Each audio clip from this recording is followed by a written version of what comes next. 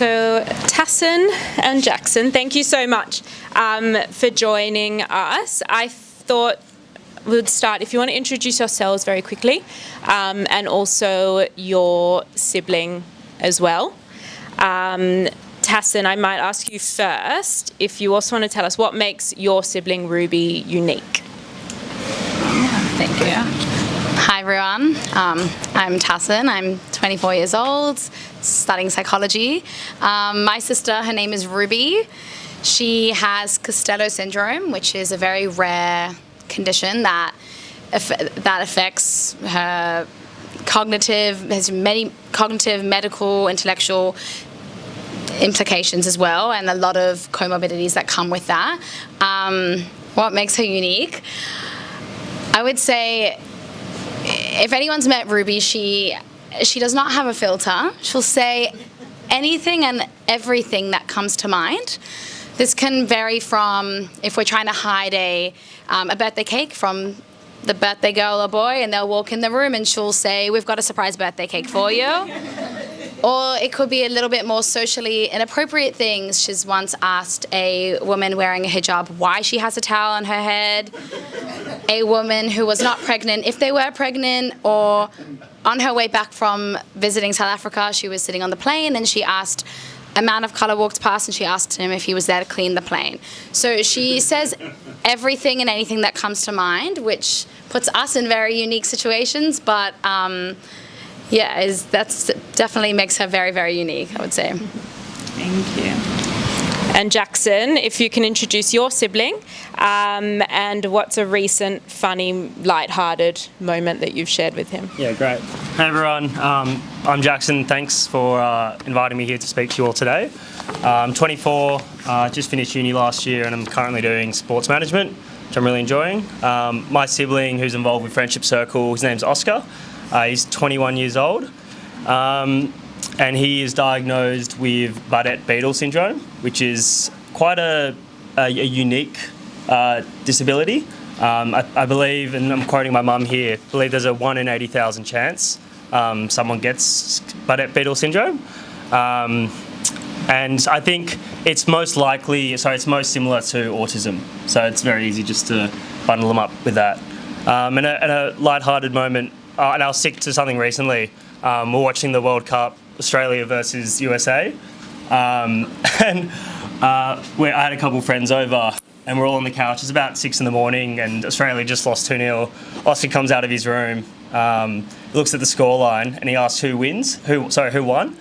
And we all go, "Oh, USA." And Oscar just goes, "Woo! USA, USA." and I think that kind of plays into Oscar's humour. And he knew, that was not necessarily the right thing to do, but he's looking for a reaction from us. So yeah, he's a bit of a funny guy. A recent moment I had with Oscar, I asked him to help me do something. He looked me straight in the face and said, "That sounds like a complete waste of my time." But he actually came back and did it for me. So. And Jackson, how would you describe what it's like growing up with somebody with disability being such a part of everyday life?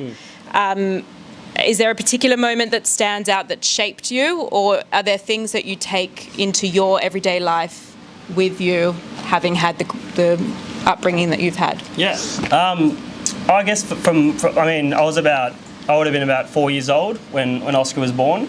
So for me, I guess disability is all I've known, right? I couldn't picture myself without Oscar or being around, Oscar's friends growing up. In terms of a moment that stood out, I don't think there was one single moment that has, I guess, changed me and made me realise Oscar's special needs, but I think it's an accumulation.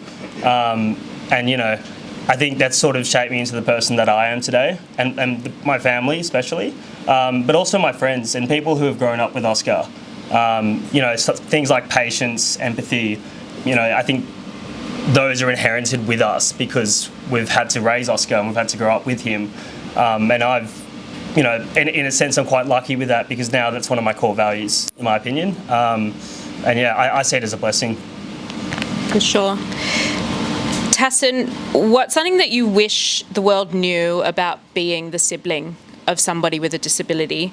And are there moments that you've felt unseen or your experience hasn't quite been understood by people around you? I think something that I guess I wish the world knew is that it's really hard. And as much as I would say, I don't want to speak for you, but we both love it and love our siblings and have such incredible moments, it is so difficult, and there are so many moments that we wouldn't share that people just wouldn't be able to understand unless you've really lived it. I was once, I was actually on a Friendship Circle getaway, and it was such an amazing weekend, and it was like the Sunday, and I was sitting with the volunteers, and we were all pretty tired, and someone made a comment like, "I'm so excited to go home," and like, quiet, just a nice sleep. And I kind of just remember thinking, like, I'm kind of going home to this getaway, which, again, like, I wouldn't want to change, and I'm so grateful that I have Ruby as my sister and the lessons I've learned from her. But I think people don't realize how hard it is. And you know, when someone wakes them up at 5:30 in the morning on a getaway, like, they don't have a massive exam that day or presentation at work or something that they have to just really focus. They can just go home and chill. So yeah, I would say. Jackson, what's something about your family dynamic that you feel really proud of? And how do you take your experience into the world through like relationships, school, work? Yeah, I think I'm very proud with my family is our ability to look out for each other. I think that's for most families. Every family looks out for each other, of course, but I think in a sense with Oscar being very prevalent in our lives, it is a bit of sharing the load, and I think we're quite good at balancing our responsibilities for Oscar. In saying that, though, I will also say that humour is quite a big one for us. I think, growing up with Oscar, and maybe for you as well, when you have someone very close to you with special needs, it can be very serious at times. But I think our family is very good at seeing the humorous side of things, and I think definitely in the long run, that's made us closer, 100%. Tassin, what's your first memory of Friendship Circle, and how's Friendship Circle impacted Ruby, but also and created a community for her, but also how has it impacted your life and helped create a community for you as well? I think that I'll start with how it's impacted me. I think that as someone as a sibling of someone with special needs, when I was younger, I think some of my friends were a bit scared of Ruby, and that was difficult when I was like in primary school. As we started to get older and my friends started volunteering for Friendship Circle, it really normalized disability for more. It was normalized for me already, but normalized it for my friends. And so it never felt that I had like a sister with special needs. It was just like, oh, like it was just, they had such positive experiences at Friendship Circle that it really made it a lot easier for me to be a sibling of someone with special needs. They would know how to interact with her in ways that made her feel included and didn't make me feel like there was something wrong. So I think that like really changed as I grew older. But Friendship Circle is Ruby's family, and so it's just so special seeing how much she loves everyone and how much everyone loves her. And, we could be out and someone will see her and they'll recognize her from Sunday Circle, and that 5-minute interaction for Ruby is like, for them, it's like a 2-hour interaction. For Ruby, she'll talk about it. She'll be like, they remembered me. And it's like, of course, they're your friends from Friendship Circle. But it's so special seeing her so connected. And also, since Ruby's finished school now, she's almost 22. This is Ruby's really only sense of, like, part of Jewish experiences she can get. I mean, some kids can maybe still experience, like, go to sit in shul and things, but Ruby isn't able to cope with that. So Friendship Circle really provides her with the Jewish experience for the Chagim and Shabbases, like, in such an inclusive way that she really feels like a part of the community. Beautiful. Looking forward, I'm going to ask both of you what the future sort of looks like for each of your siblings. Jackson, starting with you, what are your hopes and dreams and even fears about Oscar in the future?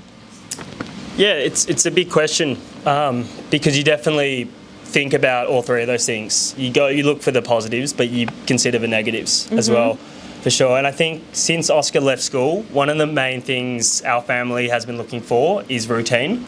And many of you might know, people with special needs tend to, be driven by routine and structure. So I think in the long run, it's going to be continuing that and looking for more, I guess, services and how Oscar can contribute to society through that routine. Also, there's a potential for Oscar to one day move into a shared independent living space, maybe with a bunch of his buddies that he's made from places like Friendship Circle. That would definitely be a dream of ours as a family. And maybe fears, I guess the fear is that he doesn't get to that stage and he doesn't reach his potential, what he could have done in his life. But I'm very confident with his support network, his family, his friends, will get to the point where, he'll be completely independent. And it's exciting, to be honest. It'd be incredible to see him that way. For sure. Tassin? I think very similar to what you're saying, they, at least Ruby or anyone can't stay at home forever. So I think that, of course, we're always thinking what's happening in the future. So when Ruby finished school, it was like, okay, well, how can we create that routine for after school? And my parents are amazing, and they found that for her. But it's then what's next, and where is she going to live? And as you say, a share house, that sounds amazing in theory, but also my friends and I, and we don't want to leave the community. So how can we keep Ruby in the community, but also moving out of home in a way she's still included? So I guess, I don't know, a hope or a dream that I think about is what can we have that's the Montefiore home, but for kids with special needs? That's still that still includes them in the community, and so they can have all the chagim, and they can have Shabbos dinners every week and really be included in our Jewish community as well, but in a way that allows them to also be independent.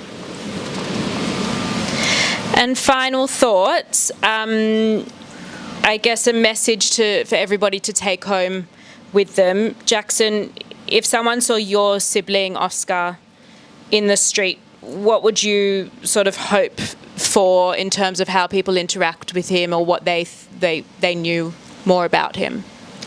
Yeah, I think seeing Oscar as Oscar first would be the best thing you can do. Oscar's a very loud person, and you might see him on a bus watching YouTube very, very loudly. But I think if someone was to see him in the street, that they look at Oscar as the person first before the disability. And I think that can be applied to everyone, not just Oscar. But I think that's super important to, integrate people with special needs into society, rather than having that blockade. So yeah, that would be mine. Definitely. And Tassin, if there was one practical thing that the audience could keep in mind after today for their friends who have, or their community members who have kids and siblings with disability, what would you want them to start implementing day to day? I would just say, honestly, if anyone ever knows anyone or wanted to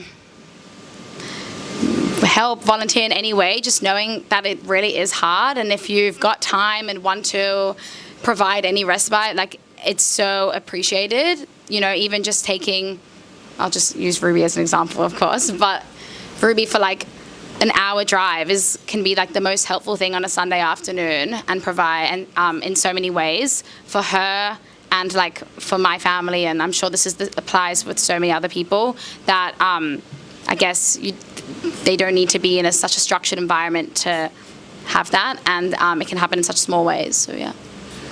Beautiful. Well, thank you very much, both of you. Thank you for having us.